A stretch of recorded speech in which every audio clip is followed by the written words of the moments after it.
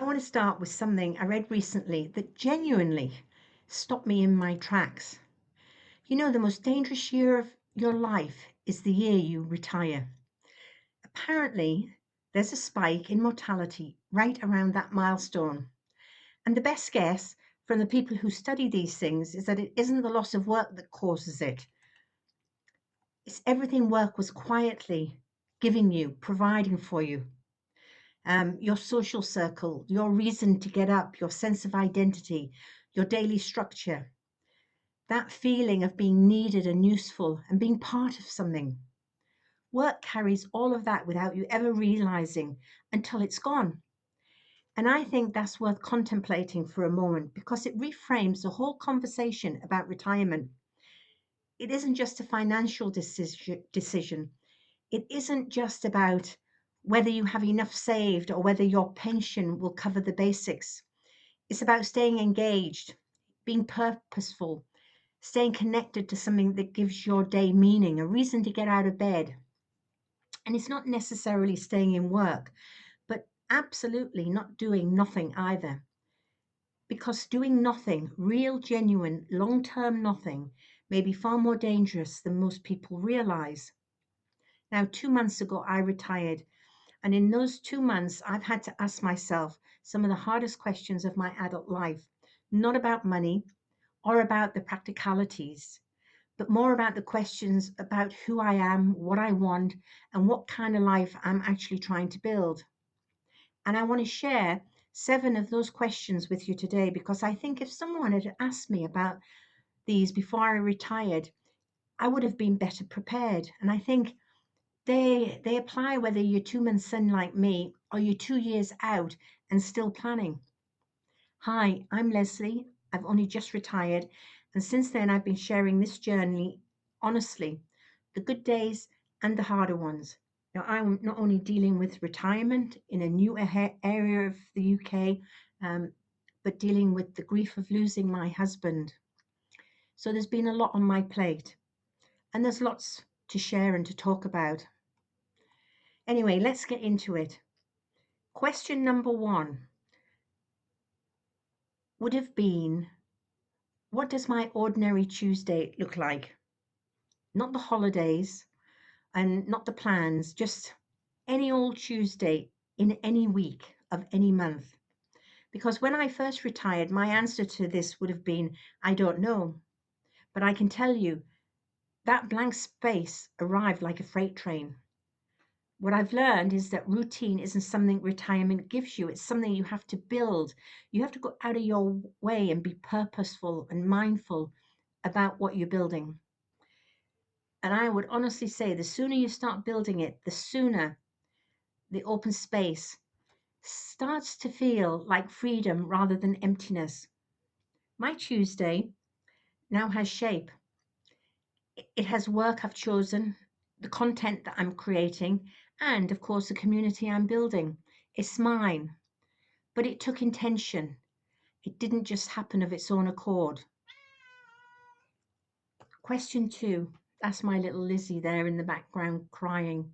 I'm actually here staying with my mum this week, so things have been a little bit quiet. And she's desperate to go outside, so desperate, but she can't go outside because I don't want her to be lost. So she has to persevere and just stay in the house. And the alternative was to put her into a cattery, and she would have been locked in a little tiny cage, and she's got the run of the whole house, so she shouldn't really be complaining. Anyway, I digress. Question two. What roles did work give me, and where do they go now? Well, at work, most of us are something, aren't we? We're a leader, a problem solver, the one people rely on. And those roles are a part of how we see ourselves.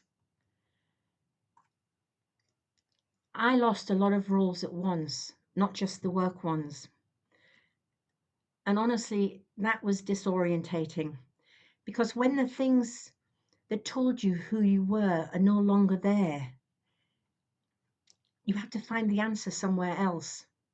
And that can be very challenging. Well, my answer has been building something new. I'm creating, I'm teaching, I'm connecting with women through the same thing. those have become my roles now. And I can honestly say they matter just as much as my job ever did. Um, yeah, I think it would be true to say that. So, question 3, what did I set aside when life was so busy that now I need to bring it back? Because most of us spent decades making practical decisions, choices about our career and family that meant other things had to be pushed to the side and left there while full blown life took charge. And for me, the thing I'm reclaiming is time for myself, the permission to do things that are just for me without justifying them to anyone. And I know that sounds small, but it isn't. Women of our generation were not brought up to be selfish with our time. Learning to be is one of the quiet revolutions of the female retirement. Question 4, do I have an ongoing project? And I'm not talking about a to do list, I'm talking about a real project, something big enough to grow into, something that gives you a reason to sit down and get started. Mine is this the channel, the content, the business I'm building online. And it didn't start as a project, it started as a necessity for my sanity and survival after my husband died.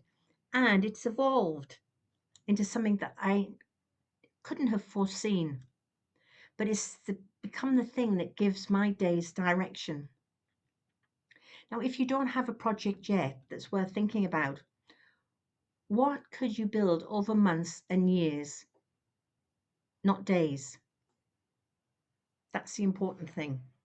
I thought my project initially was going to be my new home, my garden, and getting my patio, but actually, it wasn't a long enough project because it's all done and dusted now.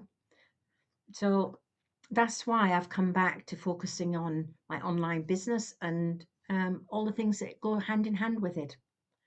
Question 5, what does my social life actually look like?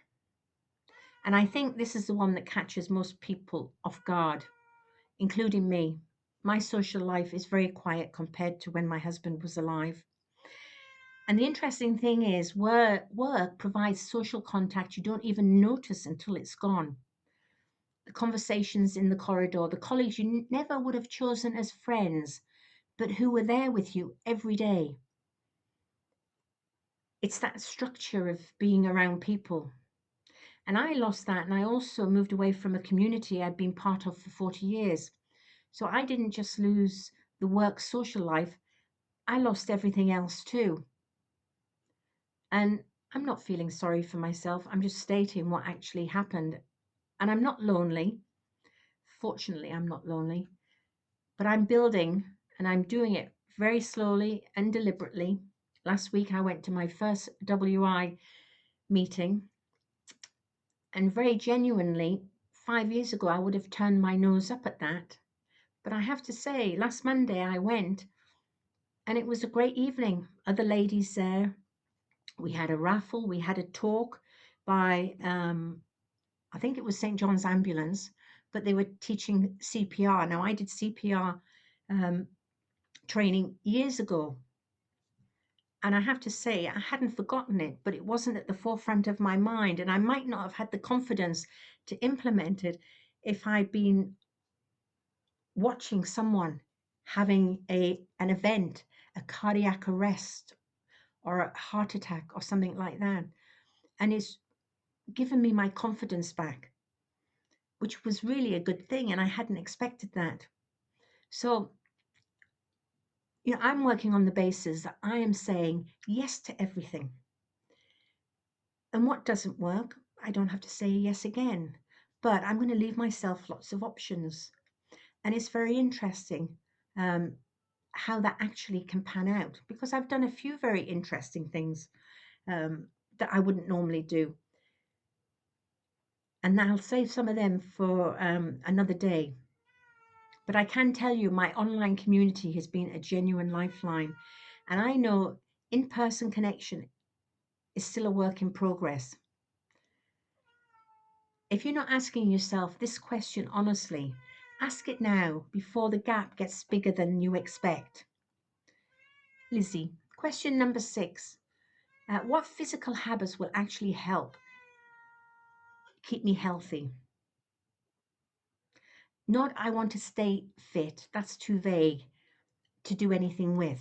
But what specifically, what replaces the movement you got from work? And you don't think that you're getting the movement at the time, but you put in lots of steps, you have the busyness, and you're being on your feet, getting up and out of your chair all the time. Um, and you do these things without even thinking about it. And I watch my mum now at 90 sitting in her chair doing her exercises in front of YouTube. And she's never been an exercise person, but I do think, gosh, at 90, if she can do that, why, just because I've retired, would I let that go? So for me, I walk every other day and it's a non-negotiable. Don't know how I'm going to feel when the winter comes and it's pouring with rain, because I'm not really a wet weather walker. I'm much more prefer being a fair weather walker. So I will see how that goes as the year progresses. But then I do my resistance training 3 days a week, and it's nothing complicated, but I can say it's consistent. If you're not moving every day, start with one simple thing you can actually keep up. And it doesn't have to be impressive. You don't even have to tell anybody about it. What you'll actually do on a Tuesday. See, that's what works out on a Tuesday afternoon. And question 7 is, what do I want to be now? Now, this is the biggest one, and I don't think anyone asks this. For most of our lives, who we are has been shaped by what we do, mainly our job, our family, our roles, whether we're a mum or whether we're a grandma, or um, roles can be different, but they become our responsibilities. And the thing is about retirement, it takes a lot of that scaffolding away. Izzy, go away, darling. And underneath it is a question that can feel exciting or terrifying, depending on who I am when I'm not defined by any of that. I'm still answering it, but 2 months in, here's what I know. I want to be someone who is honest about this journey, someone who builds something real, someone who helps other women feel less alone in the transition that is harder than anyone told them that it would be. That's who I'm retiring to, and knowing that moving forward has changed everything. Lizzie's rubbing her little scent glands all over the corner of my computer screen. So 7 questions. I'd encourage you to write them down and contemplate them. You don't need all the answers today, but to start the conversation with yourself, because retirement isn't just a financial decision, it's a life decision. And the women who thrive in it aren't the ones with the biggest pension pots. They're the ones who know what they're walking towards. Drop your answer in the comments, especially question 7. I'd love to have your thoughts here on who you're retiring to. Now, if this video resonated with you, please give it a like and hit the subscribe button to follow along with my journey. And if there's someone that you know that needs to hear this today, please share it with them. And if you're curious about how I built an online community and an income alongside my state pension, the link is in the description below. Take a look in your own time, absolutely no pressure. And I'll see you on the next one.